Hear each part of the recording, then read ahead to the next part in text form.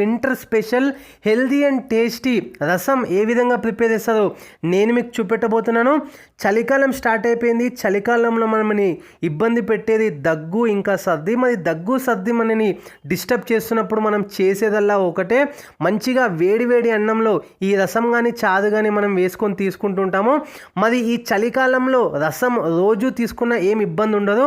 మరి రోజు ఒకే ఫ్లేవర్లో రసం అంటే కొంచెం మనకి ఇబ్బందే కాబట్టి అందుకోసమే కొంచెం డిఫరెంట్ ఫ్లేవర్లో నేను మీకు ఏదో చూపెట్టబోతున్నాను. అవర్ వీడియో ముందుగా ఒక బౌల్ తీసుకుందాము. బౌల్ హీట్ అయిన తర్వాత 2 మీడియం సైజు టొమాటోస్ చిన్నగా కట్ చేసుకున్నవి, దాంతోపాటే చింతపండు ఒక 2 స్పూన్స్ ఇందులో యాడ్ చేస్తున్నాను.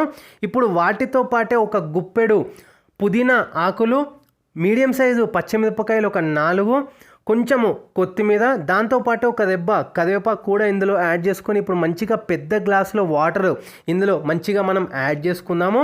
ఇప్పుడు అల్లం వెల్లిగడ్డ పేస్ట్ ఒక పించ్, దాంతోపాటే కొంచెము పసుపు, దాంతోపాటే ఇప్పుడు తగినంత ఉప్పు లేదా 1 స్పూన్ ఉప్పు ఇందులో యాడ్ చేసుకొని ఇప్పుడు బాగా మిక్స్ చేసుకోవాలి. ఆ వాటర్లో బాగా మిక్స్ అయ్యే విధంగా ఒక్కసారి బాగా మిక్స్ చేసుకున్న తర్వాత మంచిగా ఇది బాయిల్ అయ్యేంత వరకు అట్లీస్ట్ 10 నిమిషాలు మనం మంచిగా బాయిల్ అయ్యేంత వరకు వెయిట్ చేయాలి. ఈ యొక్క ఫ్లేవరు దాంతోపాటే పచ్చిమిరపకాయలు టొమాటోస్ అదంతా కూడా మంచి ఫ్లేవర్ అనేది వస్తుంది. ఇప్పుడు మనం 10 నుంచి 15 నిమిషాల తర్వాత స్టవ్ ఆఫ్ చేసుకొని మూత పెట్టేసుకోవాలి. ఈ విధంగా చేస్తే అది మొత్తం కూడా టొమాటోస్ అవన్నీ మెత్తపడిపోతాయి అనమాట మనం మూత పెట్టేస్తే. ఇప్పుడు చల్లగా అయ్యేంత వరకు మనం వెయిట్ చేద్దాము. చల్లగా అయిన తర్వాత ఆ టొమాటోస్ అదంతా మనం గుజ్జు అనేది సపరేట్ చేసుకొని దాని నుంచి మనం జ్యూస్ తీసుకోవాలి. కొంచెం వాటర్ కావాలనుకుంటే మీరు యాడ్ చేసుకోవచ్చు. వాటర్ యాడ్ చేసుకున్న తర్వాత ఇంకేమైనా మీకు తక్కువ అనిపిస్తే ఉప్పు కానీ అట్లా మీరు యాడ్ చేసుకోవచ్చు. ఇప్పుడు మనము దీనికి కావాల్సిన బగారా అనేది ప్రిపేర్ చేసుకుందాము. ఒక ప్యాన్ తీసుకోండి. ప్యాన్లో బగారాకి సరిపడేంత ఆయిల్ వేసుకుందాము. ఆయిల్ హీట్ అయిన తర్వాత ఇప్పుడు ఒక 2-3 మీడియం సైజువి ఎండుమిర్చి ఇందులో యాడ్ చేసుకుందాము, కట్ చేసుకున్నవి. దాంతోపాటే 1 స్పూను ఆవాలు జీలకర్ర, దాంతోపాటే ఒక 1/2 స్పూన్ మెంతులు మన హెల్త్కి చాలా మంచిది. ఇట్లా మనం బగారా కానీ పోపులో కానీ మనం తీసుకున్నట్టయితే చాలా మనకి హెల్త్ బెనిఫిట్స్ అనేవి వస్తాయి. దాంతోపాటే ఒక రెబ్బ కరివేపాకు కూడా ఇందులో యాడ్ చేసుకొని ఒకసారి బాగా మిక్స్ చేసుకోవాలి.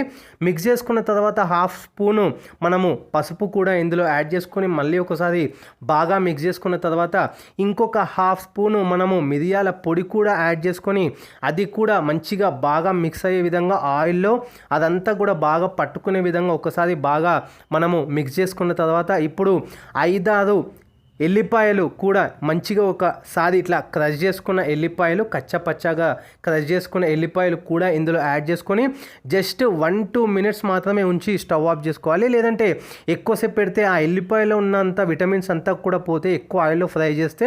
సో మంచిగా ఈ విధంగా మనము ఈ పోపు ఈ బగారాని మనం రసంలో కనుక యాడ్ చేసుకున్నట్టయితే వేడి వేడి రసం హెల్దీ అండ్ టేస్టీ చాలా బాగుంటుంది. ఈ యొక్క పుదీనా ఫ్లేవర్ అనేది ఖచ్చితంగా ట్రై చేయండి. మీకు ఎట్లా ఉందనేది టేస్ట్ మీరు కమెంట్స్లో పెట్టవచ్చు.